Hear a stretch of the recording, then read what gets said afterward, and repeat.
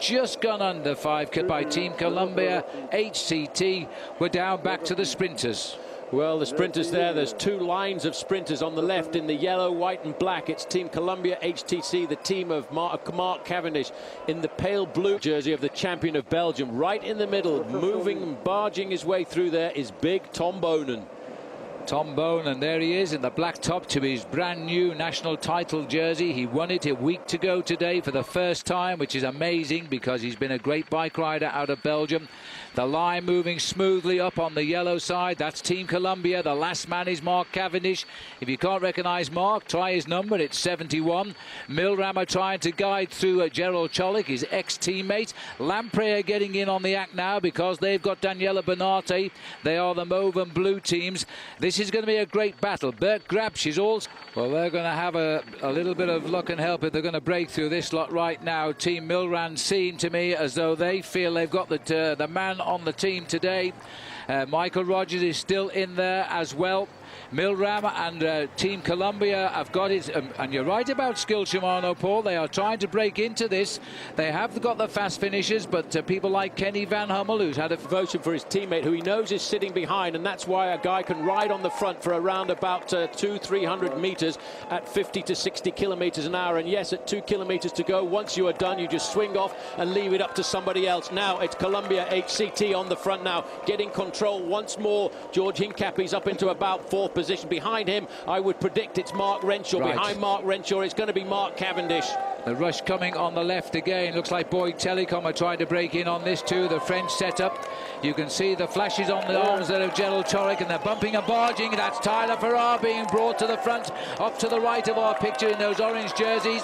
The American roundabout. Chancellor reshuffle, and Michael Rogers has got control at the front now. Team Garmin, but Farrar is here, and Julian Dean too. That's Julian Dean right in front of Farrar in the orange. Little bouncy and bargy going there. Have to jump for it. Slight split in the peloton now, but this is the final lead out. Cavendish sits third wheel. This surely, Farrar is tucked in on it. They have a little lead over the rest of the field. This is the bend they will come off. They will then see the line. It's Columbia, 1, 2, 3, the last lead out from Mark Renshaw. This is a formality for the Isle of Man, and now Cavendish is launched. The missile fires again. Nobody will get to him as he punches head down. Tyler Farrar will ride in his slipstream, but now Cavendish is going to get his first. They really are putting their backs into this, Phil, and that's going to be, there's a little bit of chaos going to come at the back, and I would say if I was riding in about 15th to 20th position here, I would want to open up a second echelon. See, they just turned into a crosswind, and now the team time trial has arrived a day early. This is Team Columbia HTC. They realise they've got a split, and now you see the dangers because Cancellara was ready. He's up here. Back at all, I would guess, Phil, that they've got all 9 riders here. Armstrong is in this split. Hincapie is the man who's realised what they've got. I think it's a little bit of a shame. We've just swept around the corner. The wind will reduce its pressure from across the course, and it might cause the gap to close down a little bit. But they are now taking benefit from this, and Cavendish is in there. But this is now not a race for Cavendish. This is a race for certain riders to gain real time over the field. We've now got 2 races on the road to La Grande Motte. I'm amazed that Armstrong had the nous not to miss that split, but one man, it appears to me, has missed the split from Team Astana, and I'm looking for number 21 to see if he's there now. They should have been looking after him. They should have been looking after Alberto Contador. 3 or 4 riders there from Team Skill, but this is a big split, and there will be serious alarm bells, Phil, ringing behind. Well, I'd like the cameras to pull back now and see what damage is being done, because I think that Alberto Contador has missed the move here. Cancellara was ready for it. He was right at the front. Now, it takes a strong rider as well to stay in the front, but if you are fancying your chances, you would have known, because we've talked about it all day, that the winds down this ways rips the field apart. This is an excellent race again. Well, because of the split, Paul, there are the 4 riders underneath the American flag who, I'm afraid, have been shot down in flames by a peloton which is racing for real time now. By the time the select group of 27 hit the run into La Grande Motte, their lead was over half a minute on the main field. At 4.7 kilometres, the clock is still counting at the 5 kilometre banner for the chase here, and it's going to be about 33, 34 seconds But Paul, Astana, with 3 men in the breakaway, are still going to head up the team race in the lead tonight. Milram of Gerard Cholik. All of the sprinters see this as a great opportunity the day after the rest day. You see all the heads turning round there. Those are the lead-out men looking to see where their sprinters are. They don't want to bring a different guy to the front. They want to know where their man is, if he's close to them, if they're in the right place, and they're doing the right job of work. Well, they're still all working, these 4 boys, each one doing a long, hard turn at the front and then getting deep breaths at the back as he goes back through the line to go back to the front. This is the horrible straight road before we get into the curly bits, and the riders now can see the quarry, but they're having to work really hard to reach them.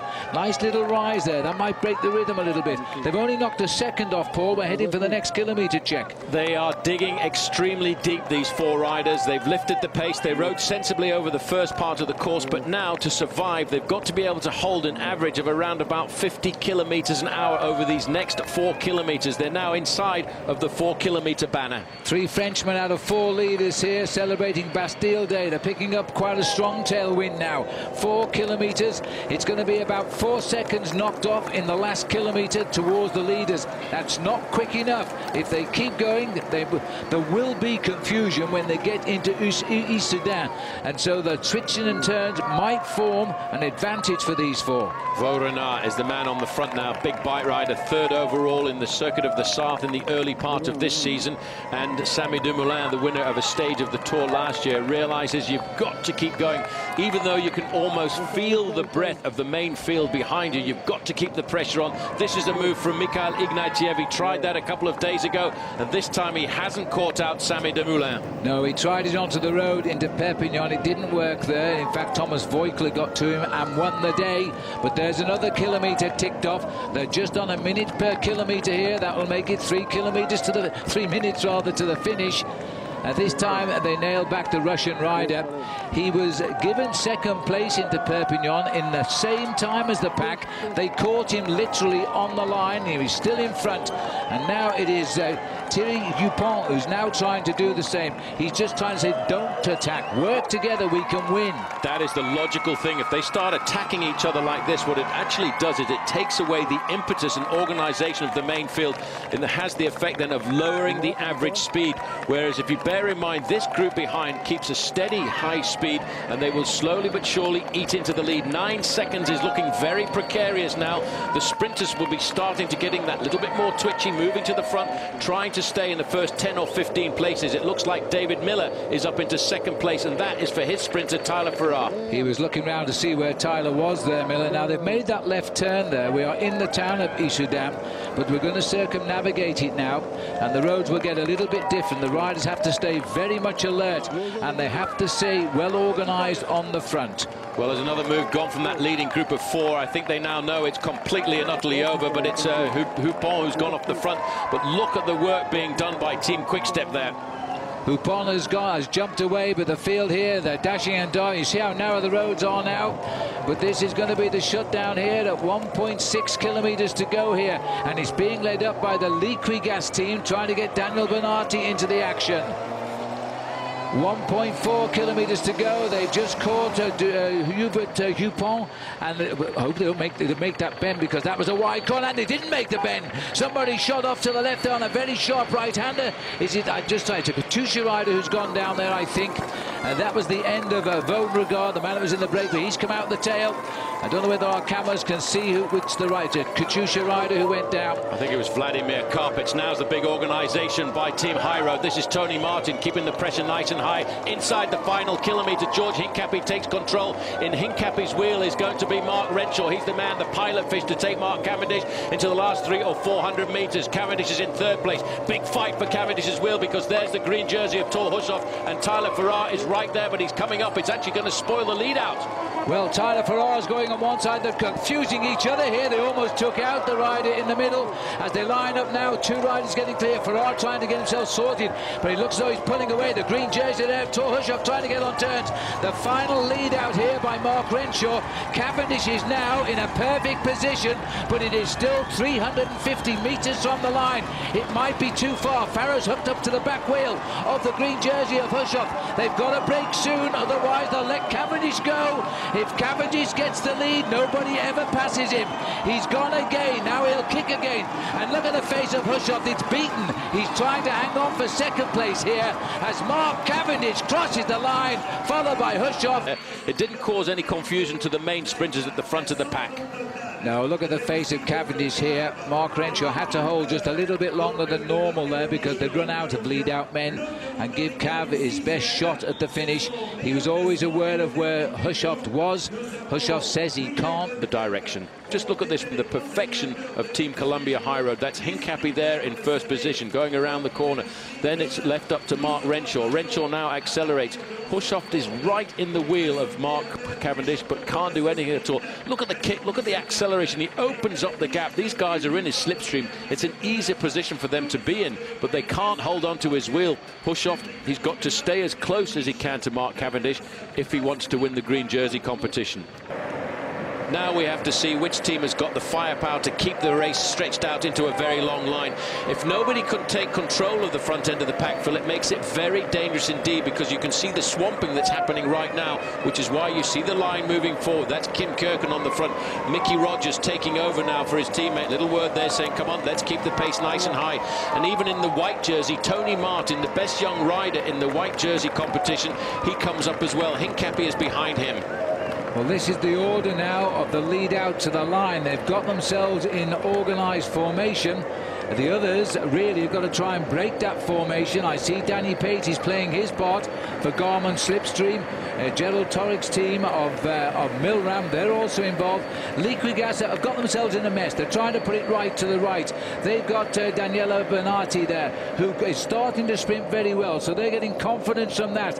And even Lamprey are now trying to bring people into the fray. I can see David Miller dead centre, but at the moment it's definitely Columbia who once again at 4 kilometres have taken this race, and they are showing the others how to lead out a sprint. Well, keep it long and straight and hard, that way nobody can come up through the outside and put you into difficulty and swamp your sprinter. At the bottom end of that line of Columbia HTC is Mark Cavendish. He has complete and utter confidence in his team to set him up on the running down towards the finish. Maxime Montfort is the rider on the front now there, followed by Kim Kirken. You can see him with the red, white and blue bands, former champion of Luxembourg. And in third position, still with a bit of firepower in those legs of his, Phil, is Bernard Eisel. What a great race he's done today. He's had a tremendous race today, but you can ride to the death for a team that you believe you're going to deliver the Manx missile to first place again, as he's done on 3 occasions. Remember, if he wins today, he equals the British record of 8 Tour de France stage wins in history, and that puts him alongside the great sprinter Barry Hoban. Well, heart rates are shooting up now because Brian Bamberg's on our computers doing 153 beats the minute, but it says he's only putting out 5 watts. I think he must have blown the machine up. I think there's a problem with the machine there. The heart rate is about right when it starts to creep up to 150, 160. Look how dangerous it is over on the left-hand side. Tor Hushoff in the green jersey is trying to find his way around. There's a little bit of a swinging off, I think that was, Phil. Somebody's gasket has just blown at the front end of the peloton. Hushoff on the bottom left-hand side, he's caught out. He doesn't have any teammates to help him through, and he's got to try and take the risks. He's going to wait there and wait until all of a sudden the door opens. You've got to accelerate straight through there and move yourself up to the front. Eisel is digging deep once again. Looks like Hayden Roylston has come up for Cervelo test team. He's going to integrate this line of riders at the front to make sure the pace is nice and high, so nobody can come from behind and create the confusion on the run into the finish. At 2 kilometres to go, we're just about to start the descent into town across the little bridge, which is quite precarious, and then the kilometre climb up to the line starts. Well, this is very interesting now. Hayden is looking over his shoulder, first-time tour rider from New Zealand here, to see where his men are, but they're not organised. But moving up on the left now, it looks like we've got Philippe Pizzato. He was the rider who sprinted through the pack earlier on. He's going to have a go at this one. Hushoff is in the green jersey. Martin rather wants a little bit more space here. He's riding on the shoulder of Gerald Torek. This might be a different result here. Milram have got this organised as Michael Rogers here puts the pressure on, but he's taking 3 Milram. He's been split away from his team. This could make a very different approach to the line. These boys now are just about as fast as you can go, and this is not a routine finish into the line. And I would think that it might be advantage Cholik at the moment, and the young man on Columbia in the white jersey, Tony Martin, is beginning to try and break it in. There's a kilometre to go. Well, I think Milram have got to the front a little bit too far out, but they've got to keep the pressure on. You're committed at this point now. This is the long climb up. Tony Martin now starting to take over. Right behind him, you can see George Hincapie. Hincapie will wait till the very last moment. Then in 4th position of that line of riders from Columbia HTC is Mark Cavendish. Queuing up now. He's moved up nicely there to the wheel of Cavendish as the green jersey of Thor Hushoff. Over to the left is the Garmin slipstream acceleration. They're looking after Tyler Farrar. Well, here is the huge lead out by George Hincapie, but you can see Ferrari's in there on the left. Again, Hushoff is onto the wheel of Mark Cavendish now. This is going to make all of the difference. The final lead out will come by Renshaw, but as on the right now, and Hushoff believes he's got the strength on the hill. Cavendish is going to have to fight. Now watch Farrar on the right. The 3 top sprinters have gone shoulder to shoulder. Tyler Farrar is going after Cavendish, but this little man with the big heart and the big legs has just made it 4. Let's have a look at this one more time. And again, Phil, this is the victory of a team. The team didn't panic. Hincapie again does his job to perfection. They then leave it up to the Aussie Mark Renshaw. Renshaw knows that he's got to keep going as long as he can and wait until he dies and swings out and leaves the advantage for Cavendish to come across. Cavendish waits a long time here, and there he comes up alongside Thor Hushoff. You can see Farrar on the outside accelerating. Renshaw clears the way for Cavendish to open up the acceleration, but the man from the Isle of Man has still got that little bit of power as he judges the lunge to the Rhine and gets... Is his again, because in fact on the line Hushoff failed it quite a long way back. So Mark Cavendish gets a 4th with this tour, so it's a very early start. He gets a usual cheer because he is the best time trialist in the world. He's bound to set the markers here as to who will follow, with of course the top riders to go at the very end for the overall. This is point number 2 here, and he isn't going to go through, this is surprising, in the best time, because in fact Mikhail Ignatiev will stay on top here. Cancellara 11 seconds off the pace, but it must be remembered this is the hardest part of the course. Now Cancellara, as he goes away from this hill, is going to have to pick it up. As we come down to the finish, Cancellara has reversed the whole situation here. Ignatiev has led all the checkpoints until the last one, and now this one. Cancellara gets the best time, 11 seconds to the good. That is going to take some beating. So, best time for Cancellara, and a pretty good one for David Miller. He came in 38 seconds down on Cancellara's time, which was enough for 3rd place in the early going. Also, no doubt, relaying information about the course back to his teammate Bradley Wiggins. He spoke to Ned. Treat it like a 10-mile time trial. No doubt, Fabian Cancellara's time stood all day until there were just the top 6 left to go, starting with Bradley Wiggins. 3 times Olympic gold medalist in Athens and in Beijing, now looking for a podium at the Tour. Bombs away. He looked absolutely composed there, Paul. This man has psyched himself up for the start like he was going for gold at an Olympic 4,000 metres pursuit. Well, what he has to do, I think, Phil, is take the speed of the Olympic Games in the individual pursuit and transfer it, instead of over 4 kilometres, over 40 kilometres. He is a phenomenal time trialist. He's slimmed himself down dramatically over the last 12 months to change himself from being a top track rider to being one of the top riders in the world. Very good start, Wiggo. Very, very good start. This is a study of what a time trialling position should look like. He's a big man, Bradley Wiggins, extremely tall, in excess of 6 foot, but he's got himself down into a locked, solid aerodynamic position. Yes, it's his playground now. The dishing out of pain which Alberto Contador gave Wiggins yesterday in the high mountains might be reversed today. Wiggins is one of the best time trial riders in the world. I think he is also mentally ready for it. Mentally ready to do a ride that might put him into a podium place going towards Paris.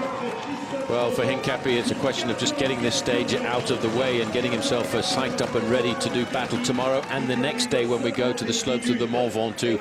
The next time checks to start to dribble in, though, Phil, will be extremely interesting. Wiggins is out on course. The man chasing him is Andreas Kloden. Andreas Kloden getting ready for his big time trial today. He's no stranger to the Tour de France. This is his 7th event. He has twice been on the podium, 2nd overall in the Tour de France. Now he's underway. The last time he finished the Tour de France was 2006 when he was 2nd, as he now starts to settle into. Still a little bit annoyed at the way Contador dismissed him and dropped him and kept Franklin and Andy Schleck in the action yesterday. And he probably cost Cloden the 2nd place overall in the Tour in the time trial today.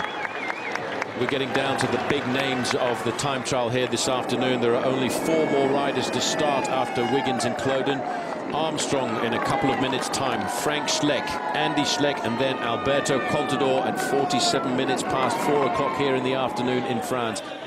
Well, here we're looking into the face of Lance Armstrong here. Now he's wondering whether or not he can climb himself up into a top 3 position at the end of today. So the final composture of Lance Armstrong back in the Tour de France, back in the time trial, looking for a win, which doesn't usually elude him in the time trial. But we'll see what he can do now. He's down the bank. He's got to go now. The crowd is cheering him away. The biggest cheer of the day. Well, just talking to somebody yesterday, Phil, who was at the top of the Col de la Colombière, said that when Armstrong came over the top there in 4th position on the road, the biggest crowd was reserved for him. I think the crowd have really got behind this man. The French have supported Armstrong in his comeback, as did yesterday the French president, Nicolas Sarkozy, who had nothing bad at all to say about the man from Austin, Texas. The elliptical chainring here of Bradley Wiggins. He's looking for the first time check at 18 kilometers. That's in the town of Dussart. 147 riders have reached that point so far, with Mikhail Ignatiev, himself a very good track rider, Olympic gold medalist too in 2004, who stopped the clock there at 20 minutes and 21 seconds. Probably in about 15 minutes time now we'll get a chance to see if Bradley Wiggins is on a good ride. A special bike for Lance Armstrong this afternoon, Phil, the Livestrong time trial bike. Well, as he settles into his rhythm here, the weather is good. If anything, the wind has dropped quite a lot at the moment. The first time check comes at 18 kilometers in. He needs to take 20 minutes and 21 seconds to get there to be the best time alongside Ignatiev. Well, Lance Armstrong, Phil, is looking for 1:29 on the time of Andy Schleck if he's going to move into 2nd place in the overall standings tonight. He's looking for 30 seconds on the time of Frank Schleck. And we all know the 2 Schleck brothers are great mountain climbers, but certainly when they come to this specialized discipline of the sport, the individual time trial, it is not the part of the sport that they enjoy the most. And Frank Schleck now rolling down the track for 40.5 kilometers. He realizes, Phil, this is possibly a rendezvous with destiny for him. He knows that the time trialists like Armstrong, Contador, and of course Bradley Wiggins will be breathing down his neck by the end of the day once we rearrange the top end of the overall classification. It is so difficult to ride a time trial if it's not your speciality. Wiggins now is into his rhythm. He's 11 minutes up the road now, so he's approximately over halfway to the first check, and that's when we'll see what he's doing. He too, of course, is aiming at 2021 of Ignatiev, but more importantly, they're aiming to gain time on one another of these last 6 riders to start. Back to the start. Andy Schleck gets the 30 seconds in his ear. The Luxembourg's never had 2 riders at this level of the sport, and here they are going out today lying 2nd and 3rd in the Tour de France. That has certainly never happened before. Andy is 2nd. Andy, winner this year of a very big solid stay race called Liège-Bastogne-Liège, the oldest one-day classic on the calendar, and winning himself the National Road Race Championship. But for him, this is probably much more important as a rendezvous, the time trial, to try and keep himself on the podium. And can you have a better magnet than your own brother, because they are so close friends? 3 minutes up the road. He starts off now. He'll settle in as fast as he can. He's riding now because he knows the mountains hold no fears for him. Mont Ventoux, he's not worried about that. He wants to stop Wiggins, Armstrong, Cloden running away with time today, so he can hold on for when he gets to Mont Ventoux. Well, check this out for a man at speed. Bradley Wiggins, you can see the deep carbon fiber rim at the front. That's to make the front end of the machine as aerodynamic as possible, but he doesn't want to have a full solid disc wheel in the front there because he needs this bike to still be maneuverable. But the important thing, Bradley, is to keep a little bit in the gas tank for this climb, the Côte de Bluffy, which is very difficult. You have to go from one end of the overall gears right down to the opposite end. Well, as the cameramen there scrabble to get to the other end of the course, to catch them coming back, the crowd have cheered away the maillot jaune. It has been an idyllic day for the start and finish of the Tour de France time trial here in Annecy. Now the maillot jaune just straightened his helm a little bit, quickly into his position. Contador, remember, one of only 5 riders in the world to have won all 3 Grand Tours, Spain, Italy and France. He won France 2 years ago, couldn't come back last year for political reasons, his team wasn't invited, but now he's back and now he's free to fly. Well, he's won every one of the last Grand Tours that he has participated in. The Tour de France, a last-minute selection last year to the Tour of Italy, and then the Vuelta a España at the end of last season. But this year, Phil, he has based everything on the month of July. He wanted to be absolutely perfect coming out here. One of the reasons he rode the Spanish Time Trial Championships was because he wanted to test out this machine, the actual machine he's riding in the time trial here around Annecy. Well, it went well, no doubt about that, in the Spanish Time Trial Championships. Now, as he lays down here, his face already in a grimace of pain. Remember that all of these top riders now speeding towards the 18-kilometre check. None of them are there yet, but they can't be far away, I must say. The fact is, Phil, is that Lance Armstrong is around about 4 seconds away from getting that lead, that 3rd place. But Bradley Wiggins has just gone through with the fastest time, faster than Mikhail Ignatieff by a single second. 20:20 for Bradley Wiggins. He has gone out like a fire. Well, that is a tremendous start for Wiggins, and that is what David Miller said he would do. He said everybody would race for 2nd place. It's early, because don't forget, if you get some speed at the back end, as Cancellara did, then you will lose ground. It's hard now, and it's a very fast finish, but Wiggins is on course. 20:20. Now, what about the next men to follow him? Next through will be Andreas Kloden, followed by Armstrong, then the Schlecks, and finally Contador. Wiggins is blazing the leader's trail. Armstrong driving on to stop the Festina time up there. Now this is going to be an interesting time. The time has already dropped away, though, of Wiggins, so he's falling behind Bradley Wiggins at this point, as Lance Armstrong wants that clock to stop as quickly as possible. The best time is Wiggins in 20 minutes 20 seconds. Armstrong is conceding at 18 kilometres, about 20:29. 20:29. I reckon it's 20:29 as he went through there, and that will put him faster than his own teammate Andreas Kloden, but around about 29 seconds slower than Bradley Wiggins. The sun is out now and shining on a British rider who dreams of a podium in Paris. It's never happened before in the history of the Tour de France, which goes back a ways, back to 1903. But Wiggins is a different bike rider in this year's Tour, and he knows now this is the chance. He's got to gain time.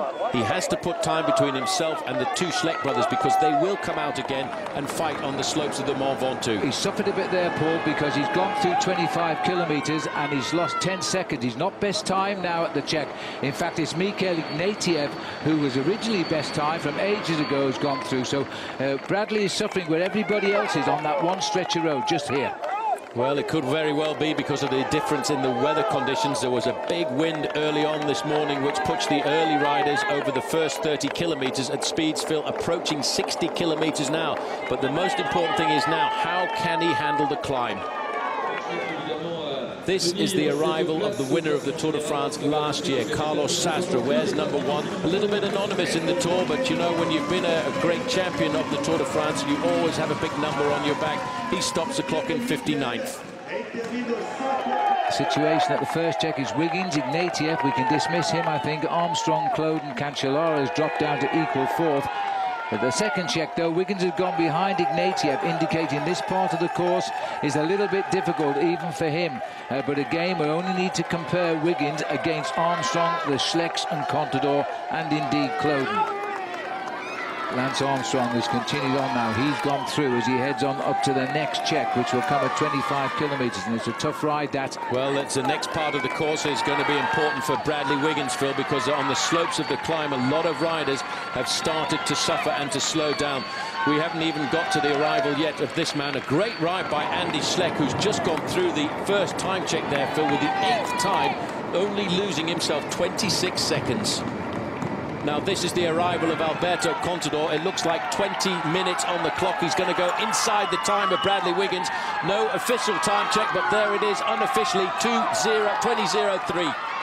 Well, that is absolutely amazing. Alberto Contador had his speed wobble on turning left there, 20.02. That is the best time, 18 seconds quicker than the Wiggins, who's the champion at the moment.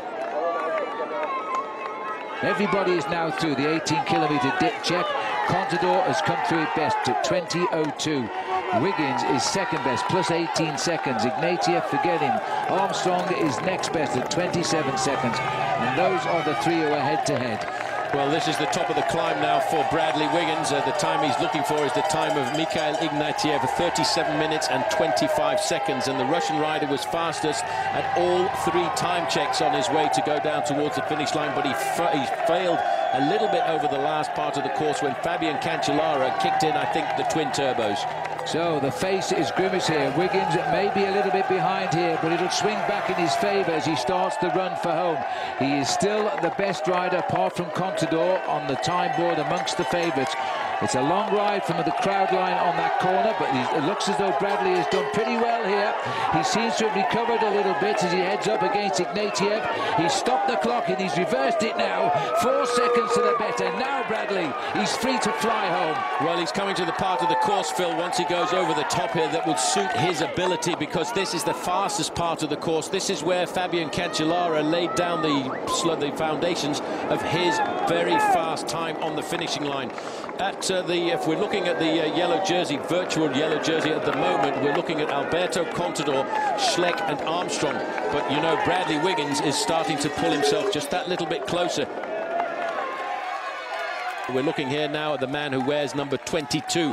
Armstrong was 11th at the second time check, and now he's looking to see what he can do at the summit of this climb, the climb of the Côte de Bluffy. Armstrong sitting up a fraction now, trying to get as much oxygen into his lungs as he can. He's hoping and dreaming that at the end of this day he will move up a place in the overall standings to third position at the end of the day. We're looking now at Cloden coming up to the next time check. He's trying to rival the time of Bradley Wiggins, but he's actually on a part of the course that suits him maybe a little bit more than the Brit. It's been a hard climb for Andreas Cloden, Paul. He's 15 seconds down on Wiggins. Well, he's 15 seconds down on Wiggins, but he's gone through in a similar time to Fabian Cancellara, who, let's not forget, has the fastest time at the finishing line. Wiggins is fastest at the top of the climb. The next man to come to the top of the climb will be Lance Armstrong on his special decked-out Livestrong machine. Fourth at the first time check behind his own teammate Alberto Contador, 27 seconds adrift there behind the Spanish time trial champion. Armstrong on the final slopes of the climb now, Phil, and he's still got a very high cadence. He's still looking very nervous and energetic. Lance Armstrong now out of the saddle as he looks here. You wouldn't think it by his face, but he just loves time trialing. He's won most of the ones he's ever ridden amongst his 22 stage wins in previous Tours de France. He really is taking the shortest way round here. A little way to go yet to the check. Yes, he's been on the bike now, Phil, for 36 minutes, and about a 1.5 minutes time he should be able to get himself up to that time check at 28.5 kilometres covered. Then it's all about the final 12 kilometres. Can you lift the pace? Can you push the speed up to 55 kilometres an hour to round off a very high average speed at the end of the day? Well, Frank Schleck has conceded 1 minute and 20 seconds now away off Bradley Wiggins. He's gone through the 25-kilometre check, so he's losing a lot of time here. Wiggins could eat himself into a podium position with just a few days to go to Paris if he continues at this speed. Christophe Lemavelle into the finishing straight, faded a little bit this afternoon. He's had a lot of pressure on his shoulders to try and keep up in the best place Frenchman performance. He's rivaling the time there of Stuart O'Grady as he comes to the finishing line, but he too, I think, can come out and do a little bit more battle over the next couple of stages. 3 minutes 18 conceded there by Christophe Lemavelle, and that's again only to Fabian Cancellara. It's how much will he concede to Bradley Wiggins, I think, because we've gone back to Lance Armstrong now. Remember, the time of Wiggins is 37 minutes and 20 seconds. Lance is up in the same region, but he will concede time, but he's not conceding a lot here as he heads up towards the top of the climb. Wiggins 37.20 is just gone by now, so he's gaining time on Armstrong. In fact, Armstrong expected to lose a little time to him, but he believes he can outclimb Wiggins on Mont Ventoux, so he'll just try to limit his losses, I think. Well, he started the day 58 seconds ahead of Bradley Wiggins in the overall classification, and that is what he was hoping to try and conserve. He wants to try and get himself up to third if he can, and then defend that on the slopes of Mont Ventoux at the weekend. This has hurt Armstrong, Paul, because he's now gone behind his teammate Andreas Kloden. He's up against Evans here. Evans is going by as well, so Lance is slowing a little bit on that. The toughest section of the course, remember. It's always a long way underneath our camera before we stop the clock, but when we do, we're going to find now that Lance has lost a little bit of time here. 42 seconds to Wiggins. This is Wiggins heading up home.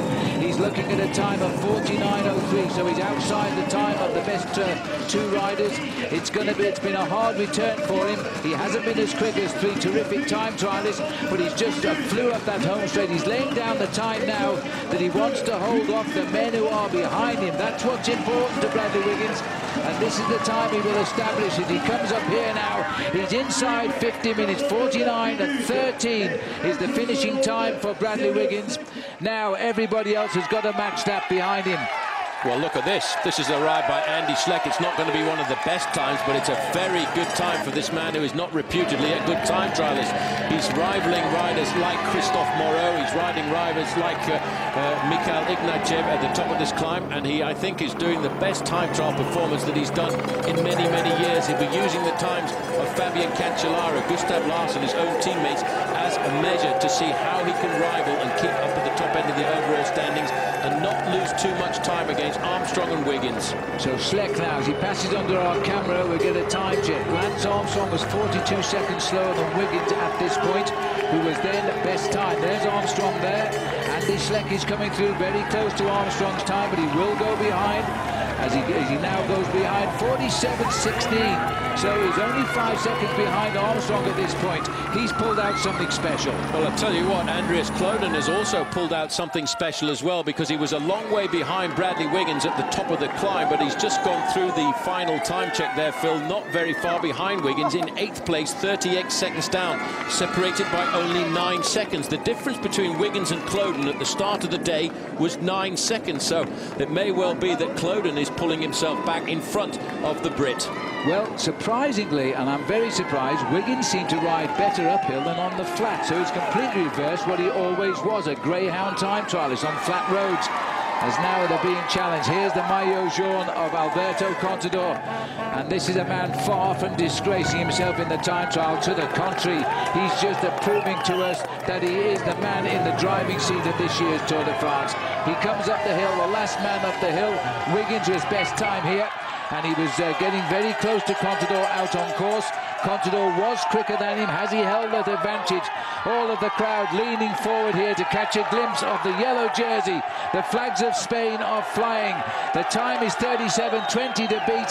He's got plenty of time to do that. I think it's a long way to the line, and this is only the checkpoint, let me hasten to add, but I think he's still going to be best time up the mountain. That is going to be extremely satisfying. Well, you can see how fast his legs are going round. He's keeping a very low gear on this climb, an exceptionally high cadence. He knows that he has to go faster than everybody else. It's a question of pride when you're the yellow jersey. You're the best man in the bike race, and in the final time trial you also have to prove that you're the best man against the clock too. My goodness. 30 seconds faster than Bradley Wiggins at the top of the climb. 30 seconds. Contador has gone through with the best time of the day. That's a way to ride. Down to the finish quickly. Here comes Andreas Kloden now. He's aiming at 4th place, so he is in a position, but it's time that will distinguish him between himself and Bradley Wiggins as he drops down to 8th place now. It's been a tough end for Andreas Kloden. 49.20 and counting. He's got to get it in. He's behind. He finishes 8th, 50 seconds down. Yes, but he's going to go behind Bradley Wiggins in the overall classification by a couple of seconds. But out on the course, Phil, that is a phenomenal performance by the man in the yellow jersey. I have to say that Alberto Contador is flying around this course. Well, it'll be interesting to see how he copes with the flatter roads, because Wiggins quite clearly hasn't. Now we'll find out if Lance Armstrong has. We're looking at Andy Schleck, but it'll be next man in. It will be Lance Armstrong. We'll see just where he slots into that situation with the favourites. Schleck is one of the riders doing a terrific performance here today. and he's the one that wanted to do it, to stay in a podium position in Paris, matching himself against a discipline he's not that good at. Here is Lance Armstrong, who is good at time trialing. He's turning up the road now as he heads into town.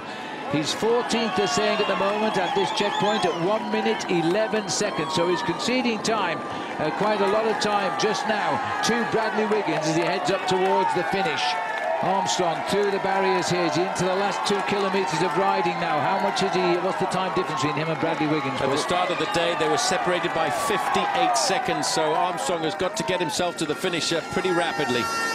Well, he's got to get to by a quick calculation here. 58 makes him 50-11. He's got to be in by 50-11, otherwise he will be behind Bradley Wiggins in the overall standings tonight. He's been riding just 48 minutes now. He's got 1.5 kilometres and he's got 2 minutes 11 seconds to do it. Well, it's going to be very difficult, you know, Phil, because that he's probably clocking off 1 kilometre at this speed at 1 minute and 10 seconds. So it's going to be touch and go on the finishing line. Currently, Armstrong is just holding on to 3rd position, but he's got to get there within that 50-11 if he's going to be ahead of Bradley Wiggins in the overall standings. That's the virtual overall based on the times at the previous checkpoint. It all is really what happens down at the finishing line, but for my money, Armstrong has dug really, really deep here to try and hold time. And I think Wiggins must have slowed quite dramatically over that run-in because Armstrong seemed to be falling away. There is the kite, and looking at the clock, he's got about 1 minute 20 seconds. That should be enough. He should be able to do that theoretically at this speed. He will be riding 1:10, 1:12 for the final kilometre. He's gone through there very rapidly. He will know that. He'll have the information in his clock, and he will do everything that he can to make sure that he crosses that line inside of 50-11, and that will keep him at the end of the day in 3rd place in the overall standings, and that was his dream, Phil, just a couple of days ago. But if he stays ahead of Bradley Wiggins, he'll feel he's had a great day in the Tour de France because he believes he only has to worry about the Slecks on the Mont Ventoux mountain. He wasn't really counting Bradley as a man to beat, and he's going to get in well inside that. I think is 50-11 will put him behind Bradley Wiggins in the classification by a few seconds. But as he rolls up here, everybody is shouting Armstrong. Of course, he's not popular in France, as we are always told in the press. Armstrong is riding up to the finishing line here. The magic figure to stay ahead of Wiggins is 50-11. I think he's going to actually beat that. But Wiggins' time won't be beaten, but Armstrong pushes on here. Big final sprint by Lance, as if he knows what the clock is saying. He hits the line, 49.50. He's still holding his place in the Tour de France. That means at the end of the day, he will climb up from 4th to 3rd in the overall standing. So the dream of a podium position for Lance Armstrong is still very much alive. Unbelievable. This man is the champion we've known of old. He is still there as a champion from the day in August last year. He said he looked at the Olympic Games and said, I can still beat these guys. And now he's proving it. Back out to one man, though, he does have a problem with, and that's Alberto Contador now. Contador is turning out to be a terrific time trialist in the manner of the legendary Miguel Indurain. Frank Schleck now is at 250 metres to go, and he's actually failed dismally over these last 12 kilometres. He's probably not even going to make the top 30 in this individual time trial. Well, he was 31st at the previous check. Is he going to hang on to that? And the answer is no, he isn't. He's, in fact, just going to get to George Hincapie's position. He's 33rd. It'll be 35th on the day with 2 riders still to finish, conceding 2.5 minutes to Fabian Cancellara. Well, Andy Schleck is riding a much better time trial than his brother, Phil, because he's gone through that final check there with the 18th best time, only conceding 1 minute and 26 seconds to his teammate, Fabian Cancellara. So he's keeping himself right up at the top end of the leaderboard, currently holding on to a very good 2nd place overall. Well, this marvellous crowd here in the centre of Annecy has watched an incredible time trial today. I've always said the best way to watch a time trial is on television. We have the advantage of seeing them all around the course, and we have witnessed a champion performance in the Maillot Jaune today. Alberto Contador, I think, will deliver best time now. Only the clock will confirm that, but he has been incredible today. That yellow jersey has dragged him around the lake. and it looks like he goes up for the final weekend of France, having increased his overall lead. Here comes Andy up the home straight. When this tour started, he was a favourite to do well. He's confirming that now. He's still going to be in a podium position with 3 days to race in the Tour de France. 2 really, because we don't count Sunday. That's a day of honour for them all. Andy Schleck now drives on towards the line. 1 minute 41 he concedes to his teammate Fabian Cancellara, and that is a time which will keep him in second place in the Tour de France. And that was his goal at the start of today's stage. It was also the goal of Frank Schleck, but Frank just could not rival his brother in the individual time trial. Only one man left out on course now to challenge the performance of Fabian Cancellara. Let's remember that Alberto Contador left the start house exactly 3 minutes behind Andy Schleck. He's more than cut halfway into that lead as he heads up now towards a stage win here.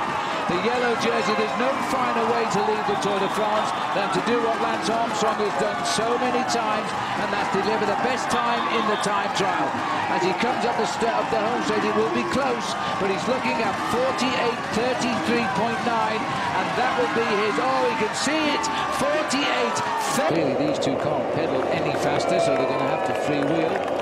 George Hincapie starts to ride on the front, having no problem with the tortuous approach to the line on narrow roads with a peloton like this. Well, Columbia HTC doing the pacemaking on the front. It's Tony Martin, Maxi. HTC boys also all here. George Hincapie into second wheel there. Remember, this is the man who has a suspected broken collarbone, still riding his Tour de France for Cavendish. 15-16 seconds. It's still stretching out for the two legs as far as he can, and he gets the free wheel, lowers the streamlining comes in, and I'm not too sure, but I haven't actually seen Lefebvre do any work in these last few minutes. It's all the world champion. Well, the world champion is a class act. He's got big power. He won the Tour of Flanders a couple of years ago. You know, throughout his career, Phil, Alessandro Ballan has only ever won 9 professional bike races, but they're all pretty big ones. Yes, he chooses well, I must say. A bit like Oscar Freire, though Oscar's won a lot more than that. But this is Laurent Lefebvre now as he continues 7 kilometres to the finish. He's never been much further than they both want the back wheel of Cavendish. That's what they're looking for, and that's what they're going to try and base their sprint on. But if there's going to be a sprint, they need to nail back those two riders, Ballan and Lefebvre. It's down to 11 seconds. This is Linus Gerdemann on the front. A man like Linus Gerdemann and George Hincapie, they don't out of mind. But still, organised chase on the front. 2 teams, Milram and Columbia. Well, still a lot of work being done. There's nothing in it at all. They're a little bit worried, Paul, about the right-hand turn. About 500 metres to go, I think. Milram prepared to do the pacemaking on the front end of the main field. In fact, it's still Gerdemann. He's gone right back up there, realising this is important for his man, Gerard Scholek. George Hincapie now takes up. They've dangled right in front, but they're beginning to panic a little bit here now. They want to finish this off. Well, they certainly do. They've come to the part of the course now, Phil, which is going to start to suit the riders at the front, because there you can see the 2 leaders going around the corner. They can take the risks going around here, where in the main field it is very tricky. It's not very much at all. It's not much more than 3 or 4 seconds, but you can see the power of Team Columbia. They're in fact starting to open gaps all the time. They're not completely organised. Cavendish is still in 4th place, but Columbia still have 3 men to lead out the sprint for Cavendish, with Hushovd in the green, locked into the slipstream of Cavendish. Well, they've made that left turn safely. They're slightly uphill here, and they'll bear slightly to the right as we look at the television. There are the 2, and they're still holding that gap, which it means that the sprinters here, the teammates of the sprinters, are going to have to use a lot of energy up just to close this gap down. Alessandro Ballan, all of a sudden, after 3 weeks, is beginning to look like the world champion he is. Well, he is a class rider, but I'm not sure that he's going to survive here this afternoon, because there's big organisation on the front end of the main field, and it's coming from one squad at 2 kilometres to go.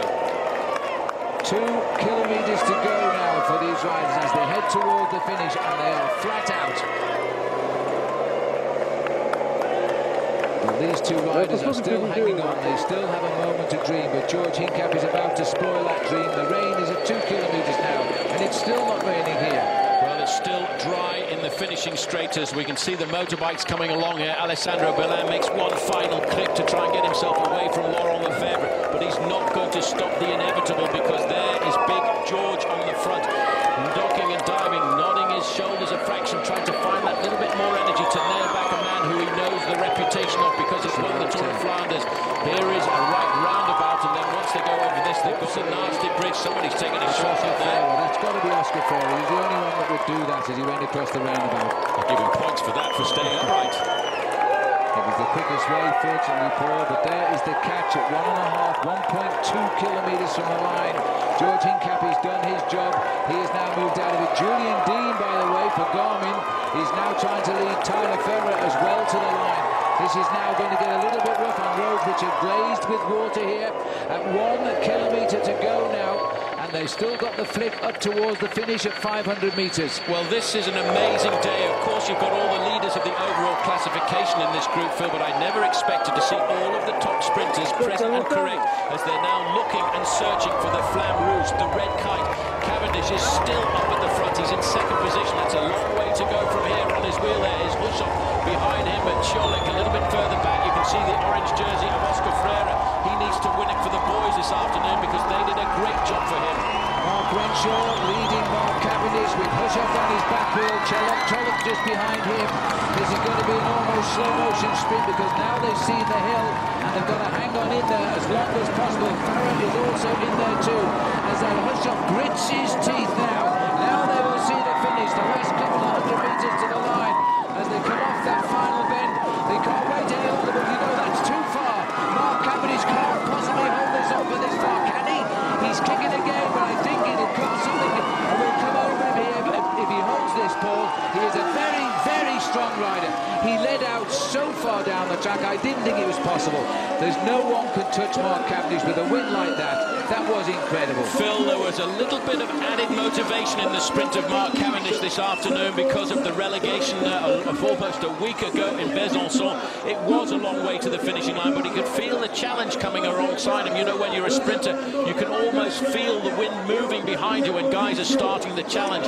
There, looking back, he sees it's Hushoff. He can feel now the acceleration coming there from Cholik on his left-hand side, and he kicks. Cholik comes up to his bottom bracket there, the pedals on the bike, and all of a sudden he kicks again. This man has got an incredible turn of speed. Hushoff just has to be happy to finish in the slipstream. Second for Hushoff, third for Cholik, but that's a great win for Mark Cavendish.